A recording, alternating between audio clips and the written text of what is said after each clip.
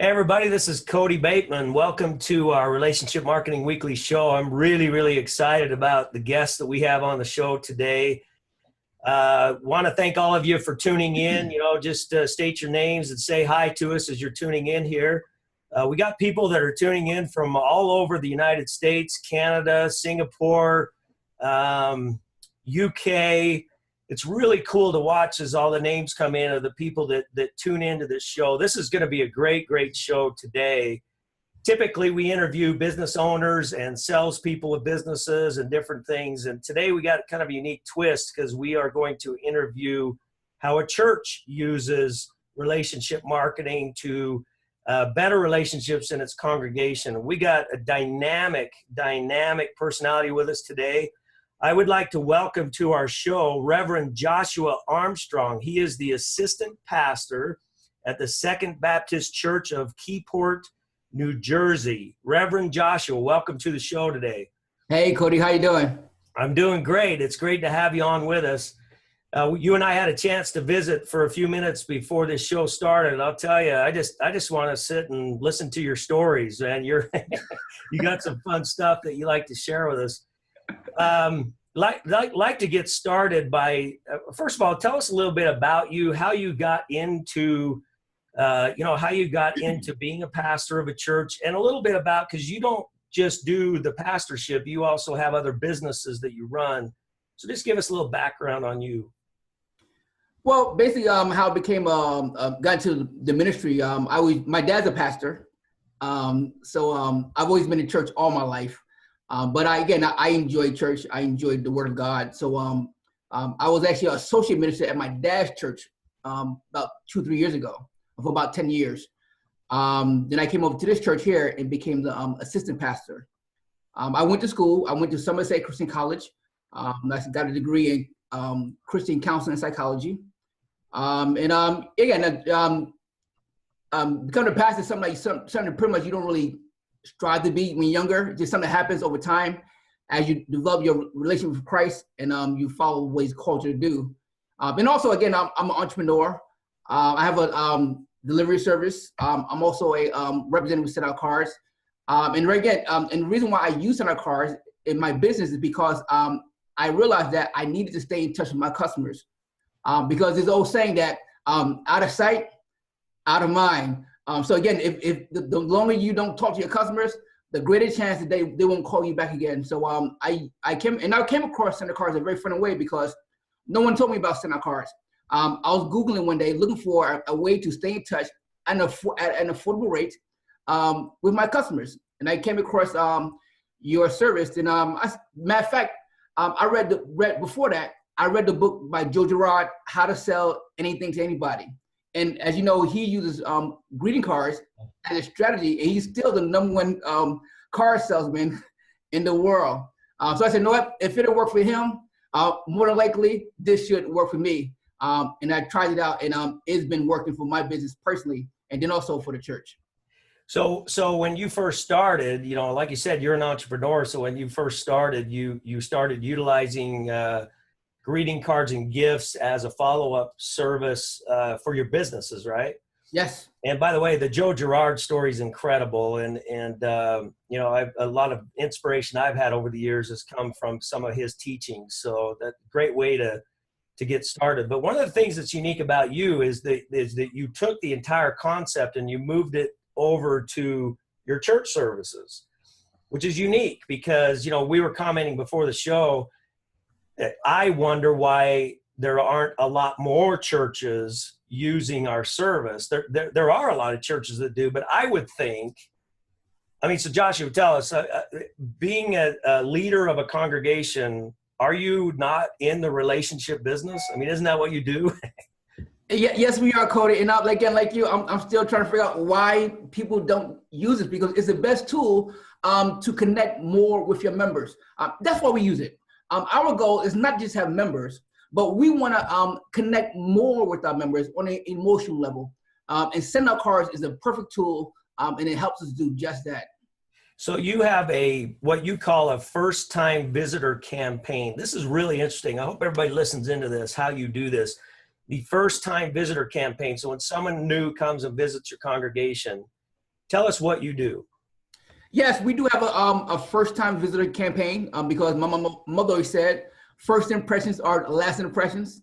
So we always want to make a big first impression. So what we do for all first-time visitors, we have a card that we have them fill out, and we collect their name, address, birthday, stuff like that. And then again, we have a campaign that we send out, not just for the first time, but throughout the year.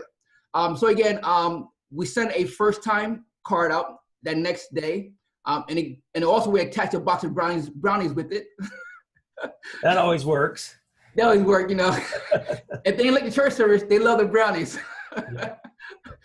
Then also if their mother, they get a Mother's Day card for Mother's Day. If their father, they get a Father's Day card for Father's Day. And then of course we have a holiday card attached to that same campaign. Now, everyone on our list gets a birthday card with a box of brownies. Whether they're a member of the church or not, if they on our list, we're going to stay in touch with them and just, you know, let them know that we're thinking about them. I got to tell you, that's incredible. We were talking earlier before the show started. You know, one of the things I do on occasion is I'll go and visit other congregations. You know, I attend a church myself regularly, you know, weekly. But on occasion, I'll go to other parts of town just to visit other congregations, other denominations, because I like to see what other churches are doing. I'd love to listen to choirs.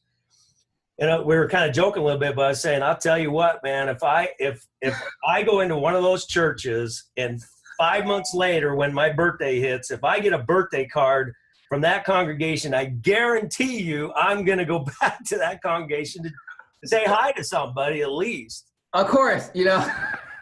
You know, and it's funny because we sit and joke about that, how simple of a concept that is. And I think everybody listening would relate with that. If anybody listening right now, if you put yourself in my shoes of the story I just said, if any of you went to another congregation and several months later, unexpectedly, birthday card shows up, you instantly know how that would make you feel. You would feel appreciated by that congregation. So why more churches don't use us for those kind of things is kind of beyond me. So, and people love it. Even we have some members who we may not even have their birthdays, but because we got Facebook,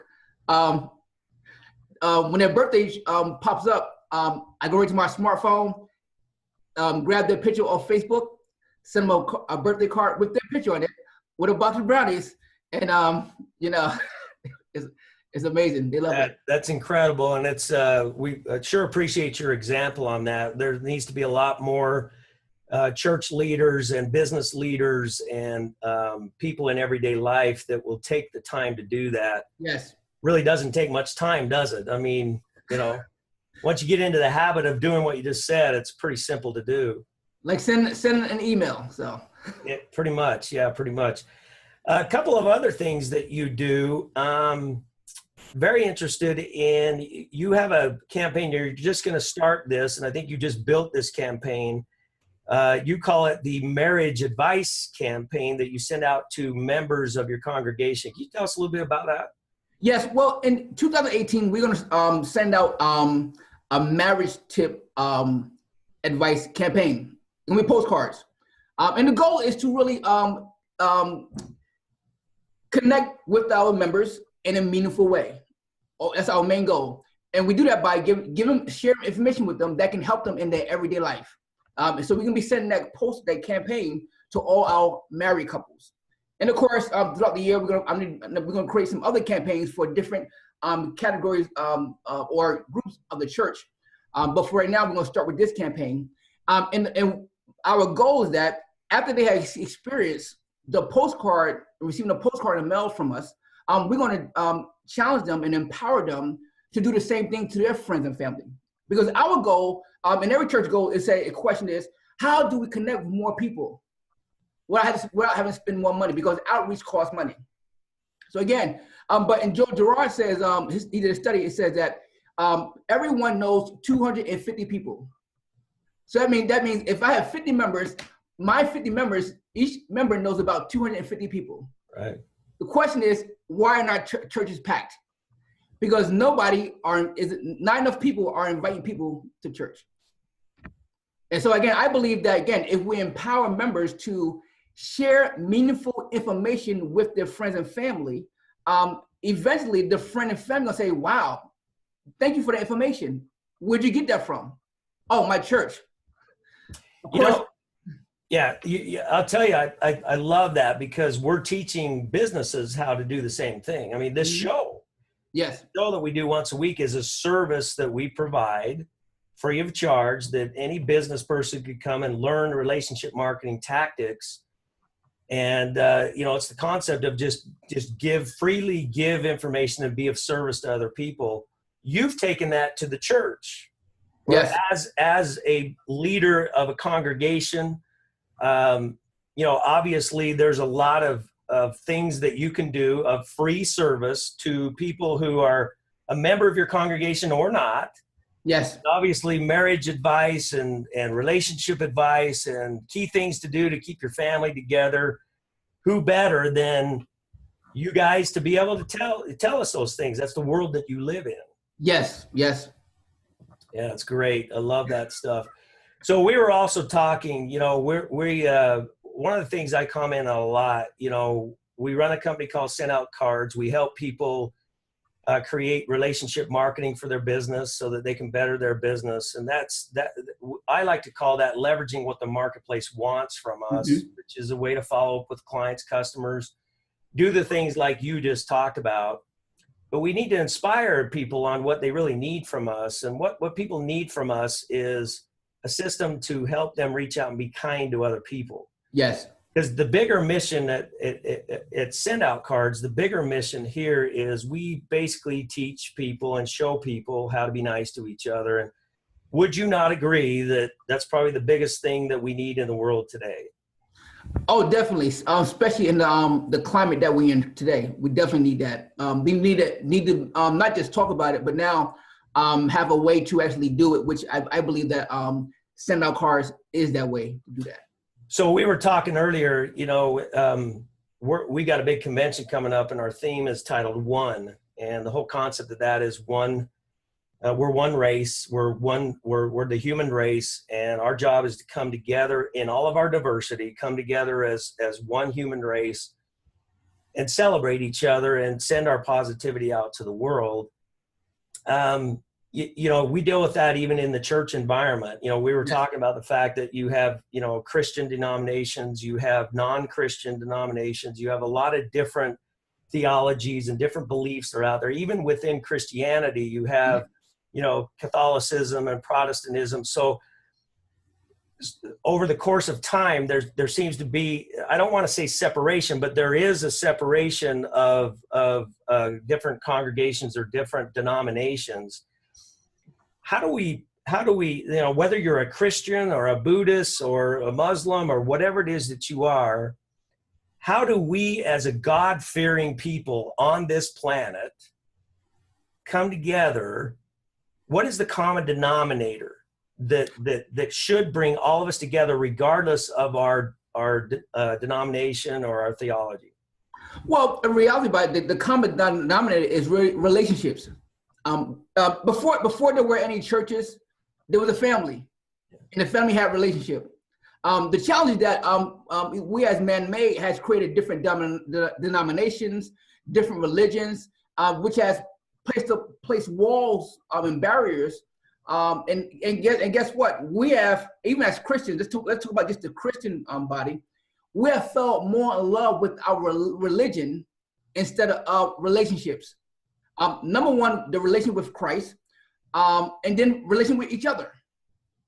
Because so again, we have created the religions now. So now I can't go to a certain church because I'm a Baptist. So people say, which is not true. Because again, our core common goal is Jesus Christ, which that we all share a relationship with. And I believe that again, when we get to that, the thought process that it's not a matter whether you're a Christian, atheist.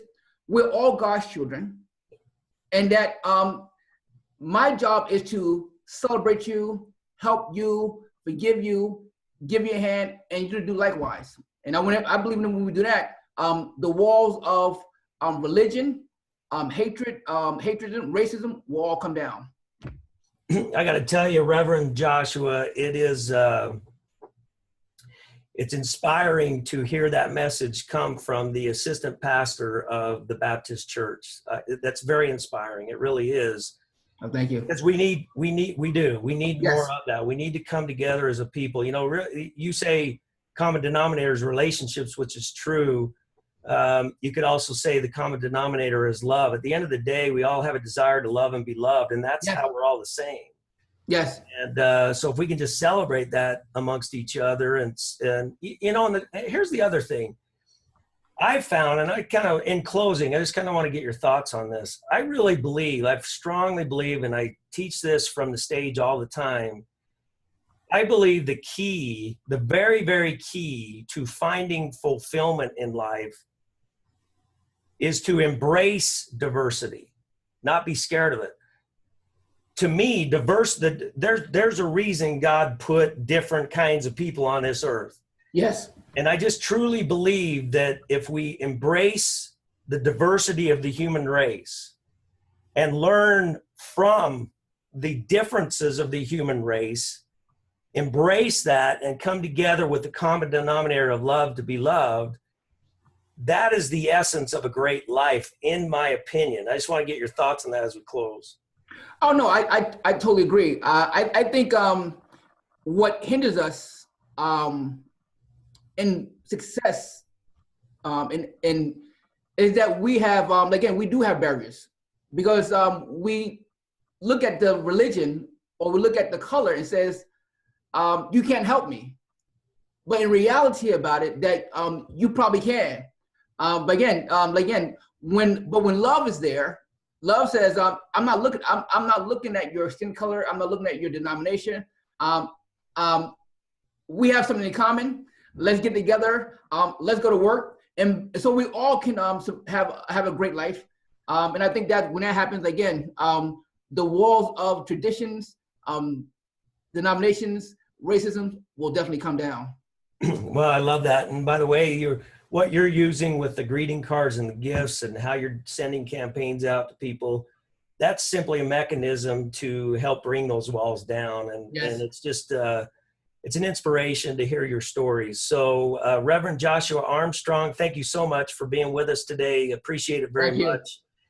Hey, listen, we will be back here next week. It's the holiday season. We're celebrating. And it's a busy season for us here. We're going to talk next week about some really unique gifting ideas for your clients, your customers, your family members, people at your church. We've got some great gifting ideas and concepts for you that'll help you to be in service of other people. Thanks, everybody, for being with us. God bless. Take care now.